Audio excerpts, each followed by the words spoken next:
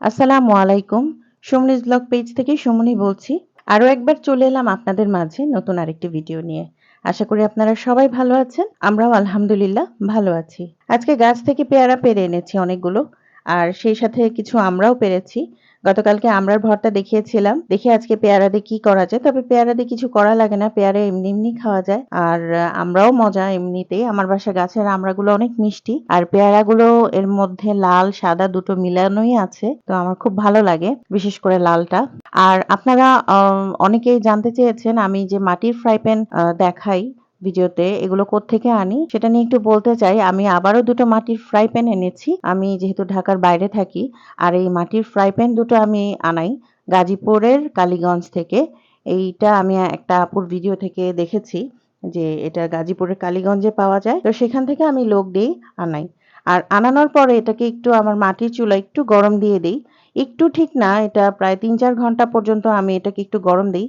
আসলে মাটির চুলায় রান্না করার পর এটাতে একটু ভাপ দেওয়া মানে গরম ভাপ দেওয়া যেন ফেটে না যায়। যারা মাটির জিনিস ইউজ করেন তারা নিশ্চয়ই জানেন যে মাটির যে জিনিসগুলো আমরা ব্যবহার করি সেগুলোকে একটু পুড়িয়ে নিতে হয় বা একটু গরম ভাপ দিয়ে নিতে হয়। তো আমি এইভাবে মাটির চুলায় উপর নিচ করে একটু পুড়িয়ে নিই। আর তাহলে এটা খুব মজবুত হয় আর ফেটে যায় না।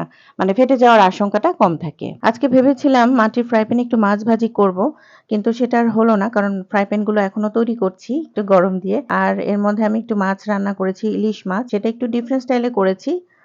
সেটা আমি একটু হলুদ লবণ দিয়ে প্রথমে ভেজে নিয়েছি। আর এর আগেও অবশ্য আমি আরেকটা মাটির ফ্রাই প্যানে মাছ ভাজি দেখিয়েছিলাম। এই নিয়ে আমার মাটির ফ্রাই প্যান ৩টা হলো। তো যাই হোক আমি মাছ ভাজি করে তুলে নিয়েছি আর এর মধ্যে একটু আলু ভাজি করে নিচ্ছি এভাবে কেটে।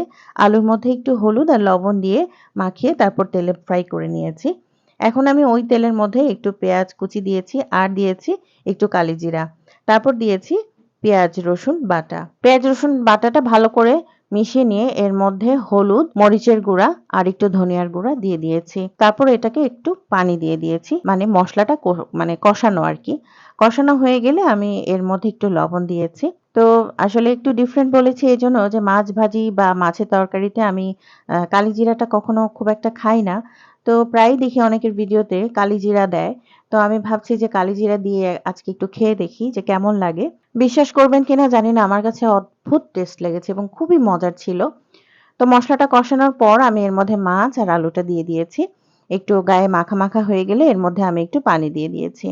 এটা খেতে যে এত স্বাদ হবে, এত মজা হবে আসলে আমি আগে জানলে আরো মানে আগে থেকেই করতাম। তো এই ১ম আমি এটা করে খুব ভালো লেগেছে। আর তেলটা যখন উপরে উঠে এসেছে আমি এটা নামিয়ে নিয়েছি। আশা করি আপনারা এভাবে রান্না করে খেয়ে দেখবেন। খুব ভালো লাগবে যারা খাননি। আর যারা খেয়েছেন তারা কমেন্ট করে জানাবেন যে কেমন লাগে। আর ইলিশ মাছের সাথে আমি একটু বেগুন দিতে চেয়েছিলাম কিন্তু বেগুন আমার বাগানের সব নষ্ট হয়ে গিয়েছে এবার বৃষ্টিতে। আমি কয়দিন আগে দেখিয়েছি যে বৃষ্টিতে আমার বাসার সবজি গাছ সব একেবারে নষ্ট হয়ে গেছে। আবার নতুন করে লাগাবো ইনশাআল্লাহ। আপনাদের সাথে শেয়ার করব। আর এই রান্নাটা কেমন হয়েছে, কেমন লেগেছে আপনাদের কাছে কমেন্ট বক্সে জানাবেন।